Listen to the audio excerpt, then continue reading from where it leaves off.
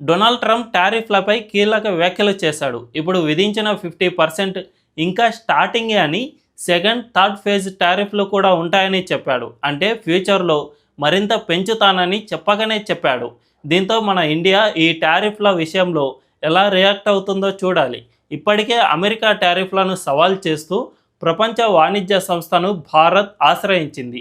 కొన్ని ఉత్పత్తులపై వేసిన సుంకాలను సవాల్ చేసింది. ఆ సుంకాలను రక్షణాత్మక చర్యలుగా పేర్కొన్న భారత్ నిబంధనల ప్రకారం వాటిని నోటిఫై చేయలేదని ఆరోపించింది. ఈ సుంకాలు అక్రమమని, వెంటనే రద్దు చేసేలా ఆదేశించాలని కోరింది. దీంతోపాటు టారిఫ్లు ఇల్లీగల్ అని ఇప్పటికే అమెరికా అపీల్స్ కోర్టు తీర్పునిచ్చింది. దీంతోపాటు టారిఫ్లు ఇల్లీగల్ అని ఇప్పటికే అమెరికా ఫెడరల్ అపీల్స్ కోర్టు తీర్పునిచ్చింది. దీంతో ఈ కేసు సుప్రీంకోర్టుకు వెళ్ళగా దీన్ని త్వరగా విచారించాలని ట్రంప్ వేడుకుంటున్నాడు. ఇలా మొత్తానికి ట్రంప్ టారిఫ్లతో ఉక్కిరి బిక్కిరి అవుతూ ఉన్నాడు.